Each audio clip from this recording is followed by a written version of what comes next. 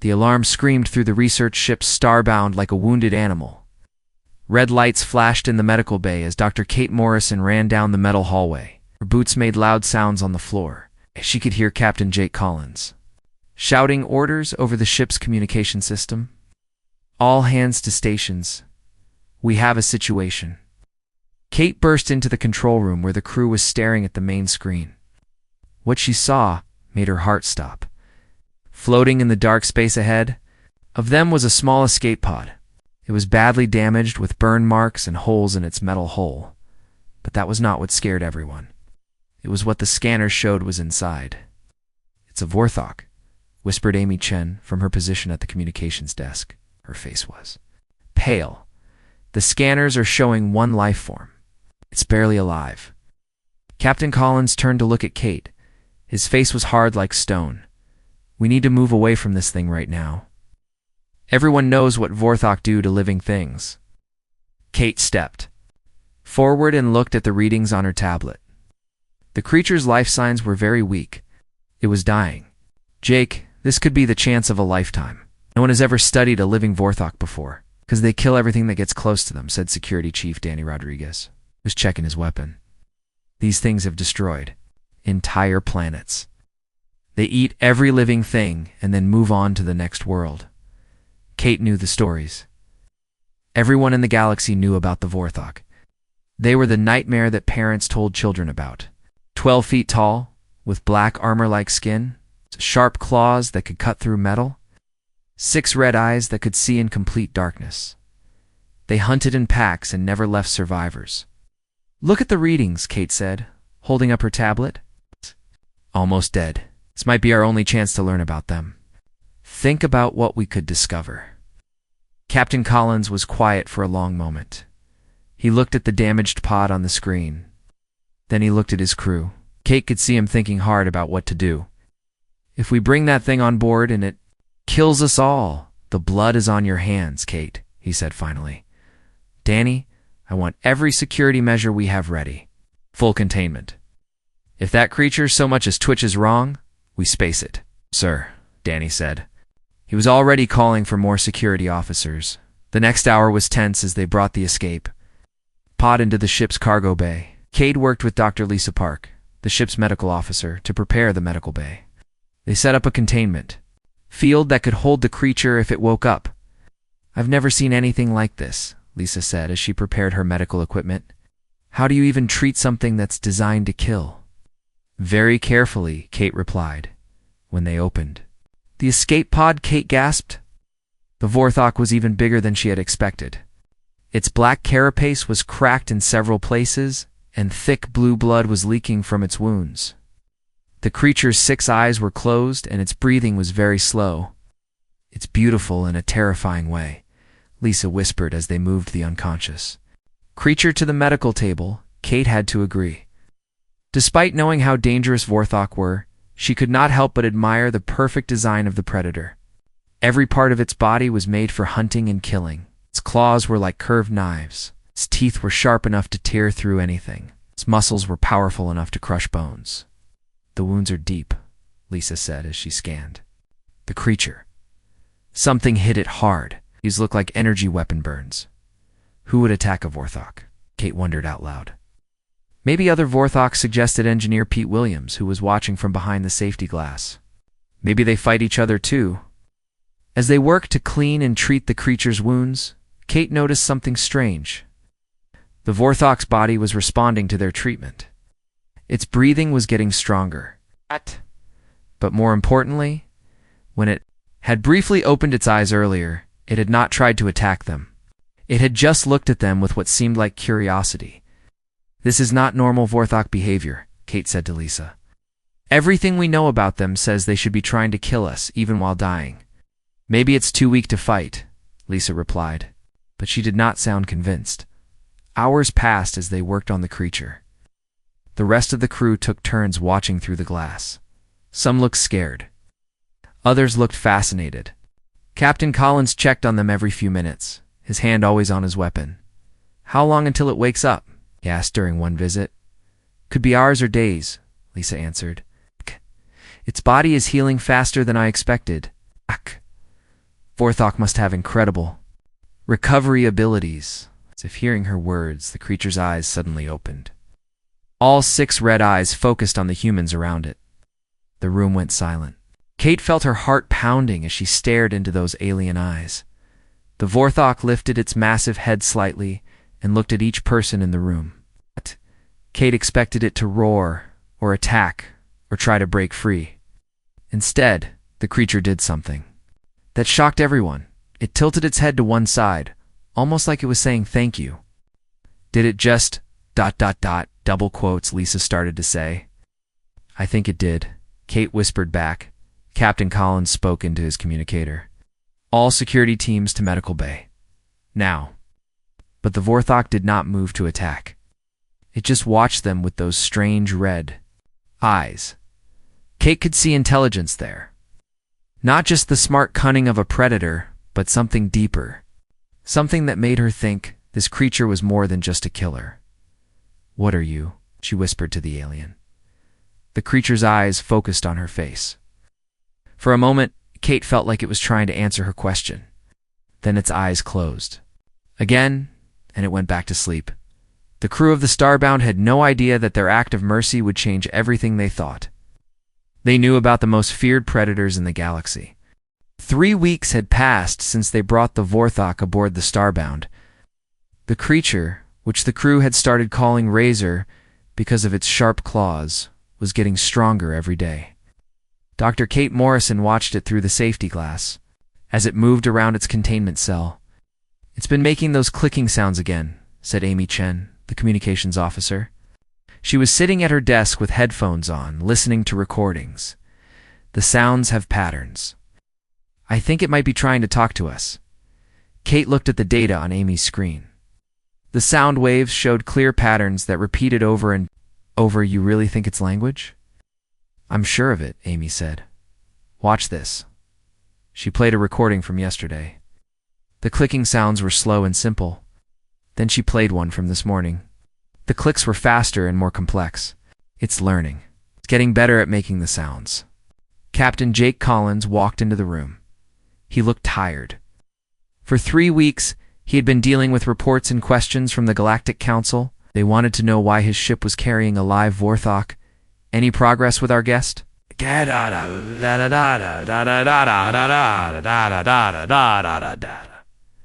We think it's trying to communicate, Kate said. Amy has been studying the sounds it makes. Jake looked skeptical. Or it's planning how to kill us all when it gets out. I don't think so, said Dr. Lisa Park, joining the conversation. Its behavior is all wrong for a normal Vorthok. It should be violent and aggressive. Instead, it seems calm. It's almost curious about us. Curious predators are still predators, Jake replied. Kate had been thinking the same thing, but she was starting to believe there was something different about this creature.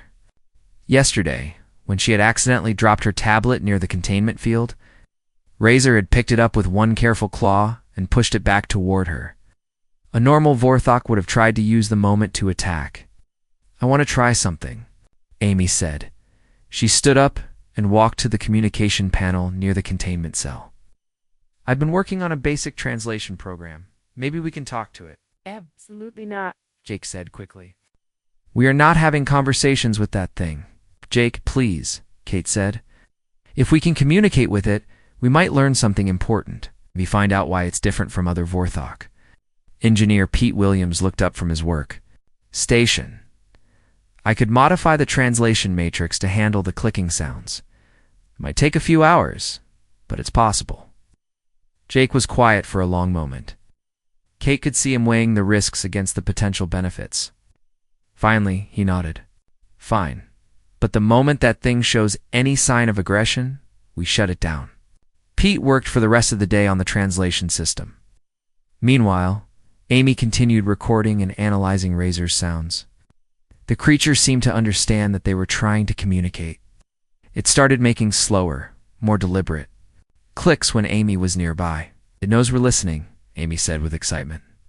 Look at this. When I'm here, the patterns are different, simpler, like it's trying to make it easier for us to understand.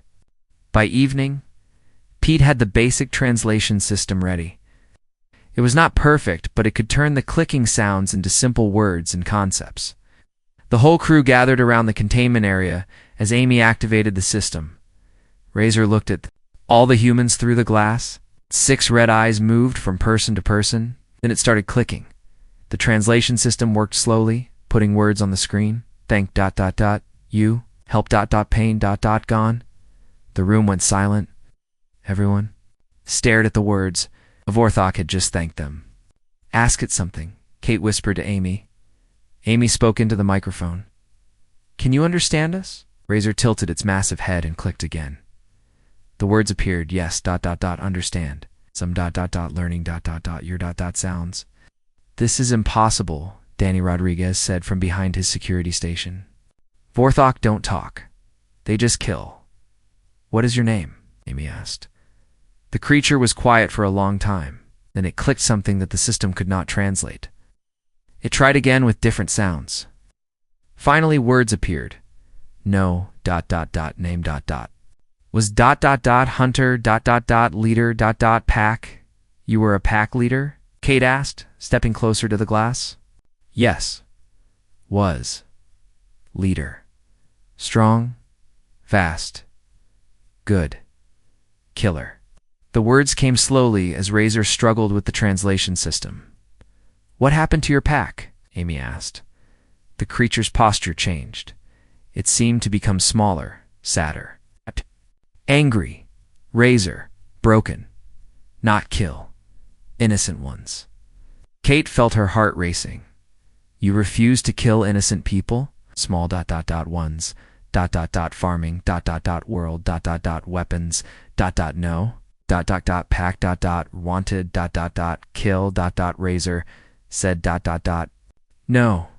The crew exchanged shocked looks. A Vorthok pack leader had refused to attack defenseless farmers.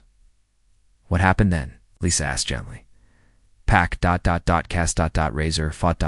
them. Lone ... many ... against ... one ... ship ... almost. Pete was staring at the translation screen. It was exiled by its own kind for showing mercy. That's why the other Vorthok attacked it, Kate realized. They tried to kill it for refusing to massacre innocent people. Jake stepped forward. Didn't you kill us when you woke up? You could have broken out of there easily. Razor looked directly at Jake. You ... save ... Razor ... when ... showed ... mercy ... first ... time. Anyone ... show ... mercy ... Razor. So you decided not to kill us because we helped you? Amy asked. You ... pack ... Razor. Pack. Protect ... pack ... not ... hurt ... pack. Kate felt tears in her eyes.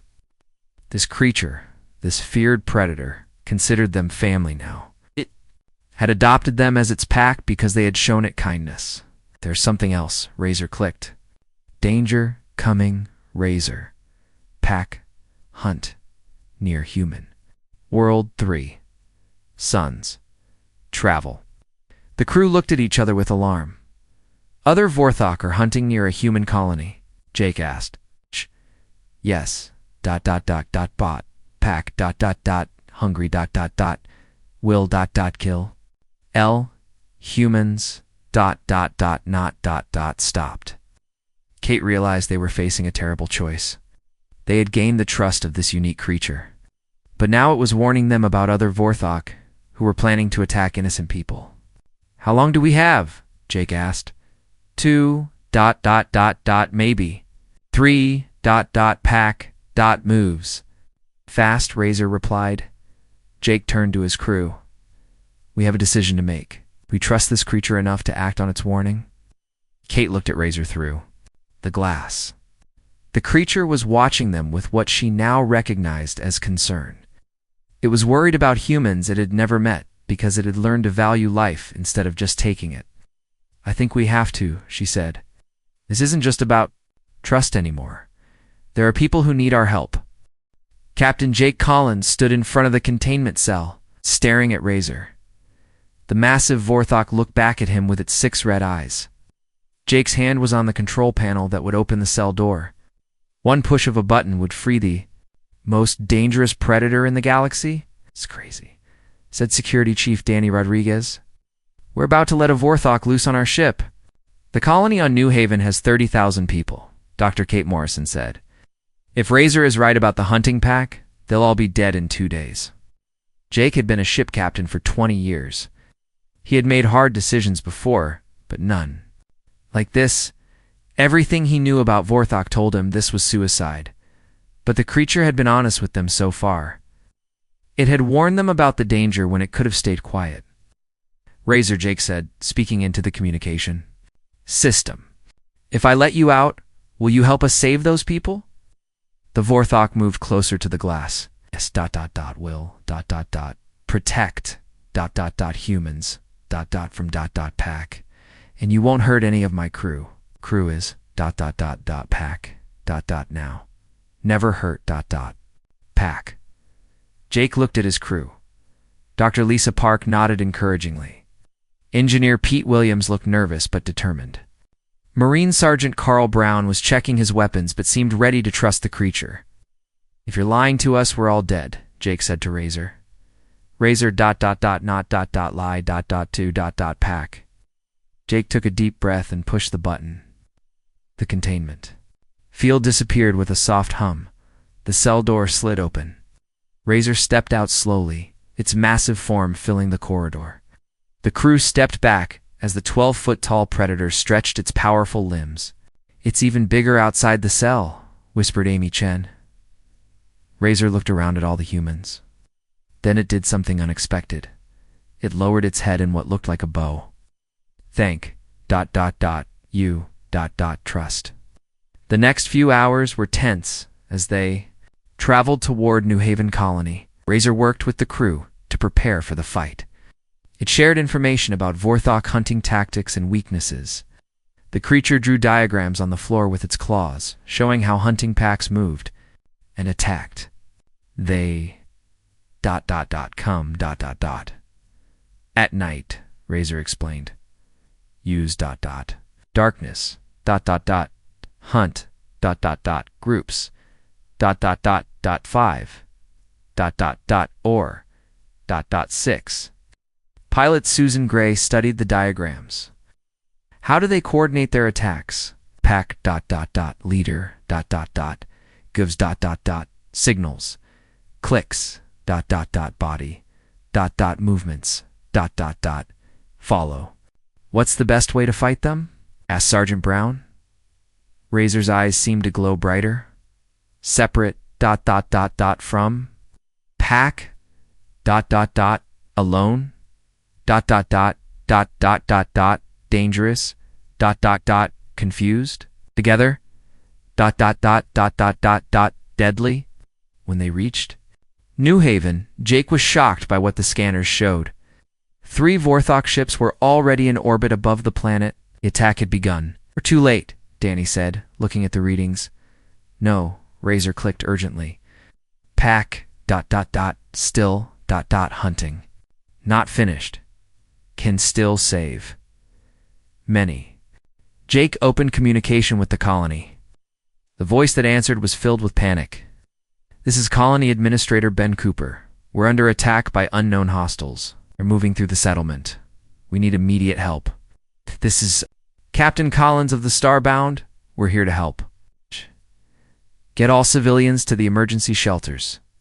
Half our people are already cut off from the shelters. These things are everywhere.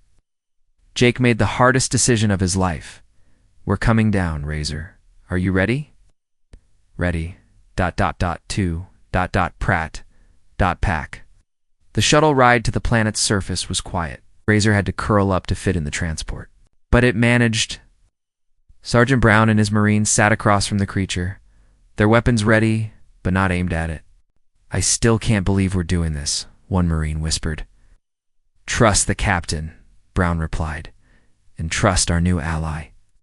When they landed near the colony, they could hear the sounds of battle in the distance. Energy weapons fired in bright flashes. People were screaming. Jake's heart sank as he realized how many were probably already dead. The attacks are coming from 3 directions, Susan reported from the shuttle's sensors. Groups of 5 to 6 hostiles, just like Razor said.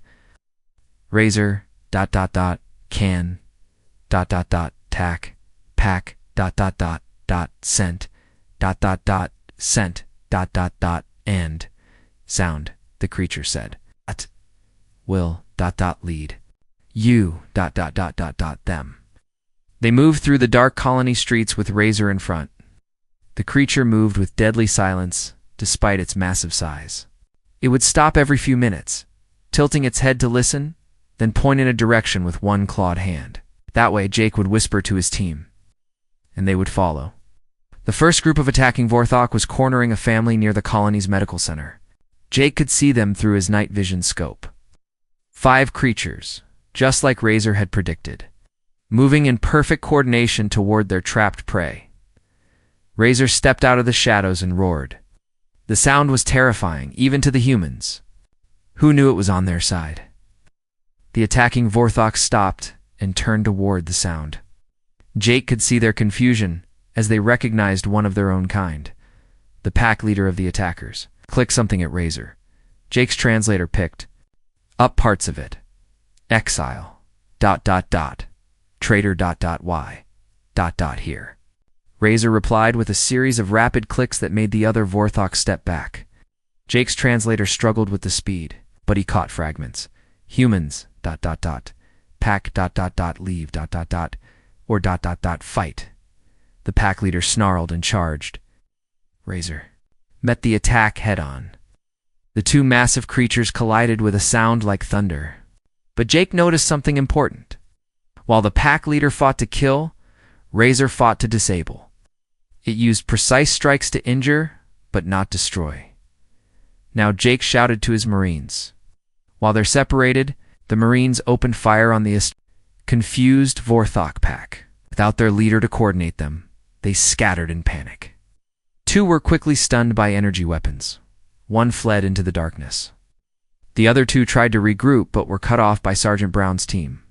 Razor finished its fight with the pack leader by pinning the creature to the ground. Instead of killing it, Razor clicked something that made the defeated leader's eyes widen in shock. What did you tell it? It mercy is strength weakness killing easy protecting hard. A small voice called out from behind the medical center. Hello? Is someone there? Jake turned to see a young boy, maybe 10 years old, peeking around the corner. The child had been hiding during the fight. It's okay, Jake called. We're here to help. Boy saw Razor and started to run, but the creature made a soft clicking sound. The boy stopped and looked back. Razor slowly lowered itself to the ground, making itself less threatening. It's with us, Jake said gently. He's here to protect you. Duh? The boy walked slowly toward Razor. The massive predator extended one careful claw and gently touched the child's hand. The boy smiled. He's not scary, the boy said. He's nice. Jake realized at that moment that everything had changed. The most feared creature in the galaxy was being gentle with a human child. The predator had truly become their protector, but the battle was far from over. There were still 2 more Vorthok packs loose in the colony, and dawn was still hours away. The victory at the medical center was only the beginning, as Captain Jake Collins led his team through the dark streets of New Haven Colony. His communication device crackled with bad news. Captain, this is the Starbound, came the voice of communications. Officer Tony Clark, we've got problems up here. 3 Galactic Council ships just jumped into the system. They're demanding we surrender the Vorthok immediately. Jake cursed under his breath. He had expected this, but hoped they would have more time. What's their position? Holding at the edge of the system, but they're moving closer. Admiral Ron? Hayes is leading them. He's broadcasting on all channels that any ship harboring a Vorthok will be destroyed. Razor, who had been listening to the conversation, made worried clicking sounds. The translator showed his words. More, top coming. Razor, brings, two, top pack. No, Jake said firmly. We're in this together now. We don't abandon family. Dr. Kate Morrison, who was treating wounded colonists nearby, looked up Jake. There's something else. I've been monitoring Razor's brain activity during the fights. The patterns are unlike anything I've seen. It's like watching evolution happen in real time. What do you mean? New neural pathways are forming. Areas of the brain that handle empathy and cooperation are growing stronger. This creature is literally changing at the biological level. Security Chief Danny Rodriguez joined the conversation. That's fascinating, but we have bigger problems. My scanners are picking up movement from 2 directions. The other Vorthok packs are regrouping. Razor tilted its massive head, listening to sounds the humans could not hear. Yes, ... Leaders ... talking ... to ... other ... confused. About Razor. Never seen. Vorthok. Protect humans before. Can you understand what they're saying? Jake asked. They think ... Razor ... sick ... controlled ... humans. Planning ... to ... kill ... Razor ... first ... finish ... finish ... hunt. Engineer Pete Williams looked nervous as he adjusted his scanner. Captain, I'm detecting some kind of communication signal between the Vorthok ships in orbit and the packs on the ground. They're coordinating a major attack. Young Ben Cooper, the boy they had rescued, stayed close to Razor despite his parents' worried looks. The child had formed an instant bond with the creature. Razor won't let them hurt us, he said confidently. Brave ... small. One Razor clicked gently to the boy. Razor ... will ... protect. The attack came just before dawn. Remaining Vorthok on the planet moved toward their position at once. Jake could see them on his scanner, 12 deadly predators converging on the medical center where the colonists had gathered. This is it, Jake told his team. Everything we've learned about fighting these things we use now. Razor stood in front of the building, its massive form silhouetted against the early morning light. The creature looked almost like a statue, perfectly still and ready. When the first attacking Vorthok appeared, Razor did something unexpected. Instead of fighting, it began to communicate. Long series of clicks and body movements that Jake's translator could not keep up with. Vorthok stopped, confused by what they were seeing. Ah! What is it doing? Asked Dr. Lisa Park. Teaching, Kate said, watching the neural activity on her scanner. It's trying to show them what it learned about mercy and protection. But the pack leaders were not interested in lessons. They roared commands, and the attack resumed. Fought with incredible skill, using its knowledge of Vorthok tactics against its former kind. But 12 against 1 was too many, even for a creature as skilled as Razor. We need to help, Jake decided. No, Razor clicked urgently. Humans, ... stay ... this ... is ... Razor. Fight, but Jake's team was already moving. Sergeant Carl. Brown and his Marines used the separation tactics Razor had taught them. They picked off individual Vorthok who got too far from their groups. Dr. Park used medical equipment to create sonic disruptions that confused the attackers' sensitive hearing. The battle raged for what felt like hours. Razor took terrible wounds, defending the colonists, but it never stopped fighting. Every time a Vorthok got past it toward the humans, Razor would intercept them, no matter the cost to itself. Then something changed. One of the younger attacking Vorthok, after being shown mercy by Razor instead of being killed, stopped fighting. It clicked something that made the other attackers pause. What did it say? Jake asked. Kate checked her translator. It said, "This one shows strength through protection, not destruction." More Vorthok began to hesitate. Razor, bleeding from multiple wounds, continued to communicate with them. It was showing them a different way to live. Not as mindless predators, but as beings capable of choice. The moment of change came when little Ben Cooper ran out from the shelter. A wounded Vorthok was crawling toward the humans, its claws extended. The child was directly in its path. Razor roared and threw itself between them, taking the attacking creature's claws across its chest. As it fell badly injured, it still moved to shield the boy with its own body. The attacking Vorthok stared in shock. They had never seen one of their kind sacrifice itself for another species. The pack leaders clicked urgent commands, but several of their followers were no longer listening. Razor teaches truth, one of them clicked. Strength comes from protecting the weak, not consuming them. The pack leaders realized they were losing control. In desperation, they sent a signal to their ships in orbit. If they could not complete the hunt on the ground, they would destroy the entire colony from space. Jake's communication device activated. Captain Collins. This is Admiral Hayes. You have 10 minutes to surrender the Vorthok, or we will destroy your ship and bombard the planet. Admiral, we have wounded civilians down here. Give us time to evacuate. Negative. The Vorthok threat must be eliminated immediately. Razor, barely conscious from its wounds, clicked weakly. Razor ... will ... go ... save ... pack ... and ... humans. Jake said firmly, "We don't sacrifice family." Kate was treating Razor's wounds when her scanner showed something amazing. Jake, look at this. The brain patterns are spreading. The other Vorthok who stopped fighting are showing similar neural development. Razor's evolution is contagious. What does that mean? It means we might be witnessing the birth of a new kind of Vorthok, one that chooses cooperation over predation. But time was running out. Galactic Council ships were moving into attack position. The Vorthok pack leaders were calling for orbital bombardment. Razor was too injured to fight anymore. Jake looked at his crew, at the colonists they had saved, and at the creature who had become family. He had to make a choice that would affect not just his ship, but the future of human-Vorthok relations. "Tony," he said into his communicator, "prepare to broadcast on all frequencies. It's time the galaxy heard our story." Captain Jake Collins stood over Razor's wounded form as the countdown to orbital bombardment continued.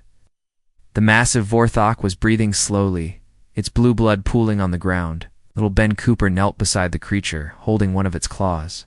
"Don't die, Razor," the boy whispered. "You're my friend." Jake activated his ship's communication system. "Tony, patch me through to all galactic frequencies." "Emergency broadcast? Ready, Captain?" came Tony Clark's voice from the Starbound. Jake took a deep breath. What he was about to do would either save them all or doom them. "This is Captain Jake Collins of the research vessel Starbound. I'm broadcasting to the entire galaxy with a message that will change everything you think you know about the Vorthok." On his scanner, Jake could see Admiral Ron Hayes' ships moving closer. He had maybe 5 minutes before they started shooting. 3 weeks ago, we found a dying Vorthok in an escape pod. Every rule, every protocol told us to destroy it. Instead, we chose mercy. We saved its life. What we discovered changed us forever. Jake gestured to his crew to start transmitting the recordings they had made. Video of Razor learning to communicate. Audio of the creature explaining why it was cast out by its own kind. Images of Razor protecting human colonists. This Vorthok, who we call Razor, was exiled by its own species for refusing to kill innocent people.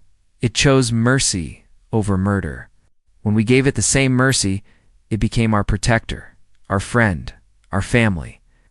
Dr. Kate Morrison stepped forward, her medical scanner showing Razor's vital signs. "What you're seeing is evolution in action. This creature's brain is literally changing, developing new areas for empathy and cooperation. And it's spreading to others of its kind." On the planet's surface, the Vorthok who had stopped fighting were gathered around Razor. They clicked softly.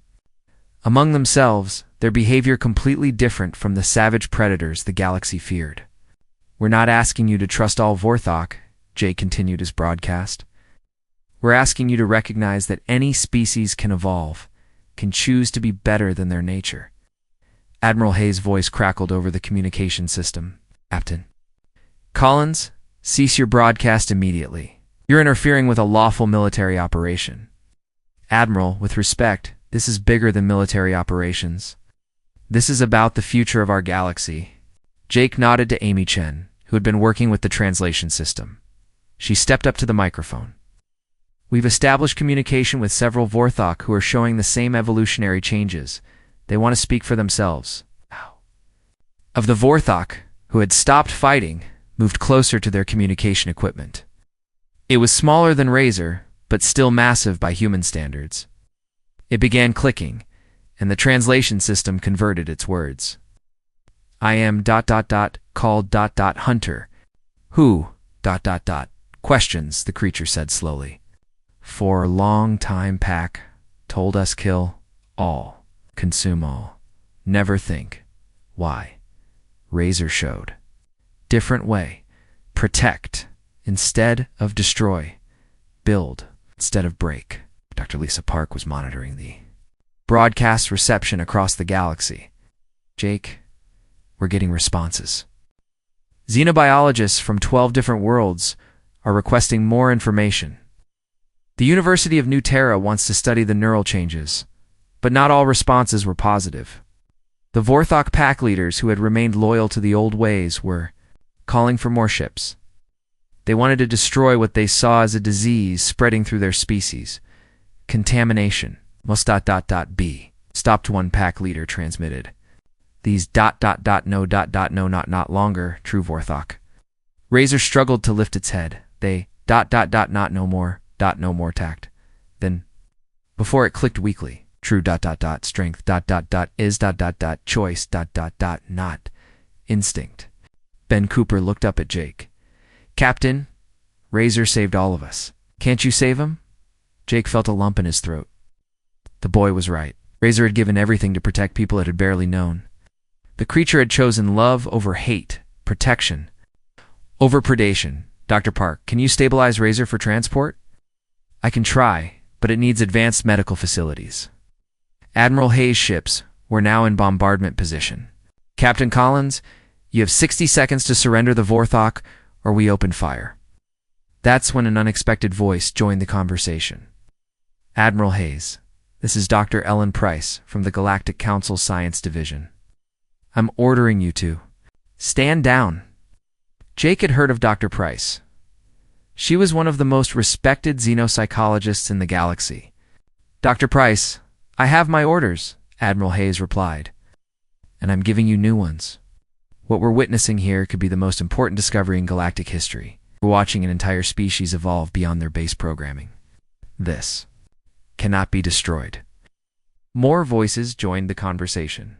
Scientists, philosophers, even some military leaders who had heard the broadcast were calling for the Vorthok to be protected and studied, not destroyed. Engineer Pete Williams looked at his scanners. Captain, the Vorthok ships in orbit are breaking. Formation. Some are leaving, but others are. Landing. Jake checked his own readings. 3 Vorthok vessels were descending toward the planet's surface, but they weren't coming to attack.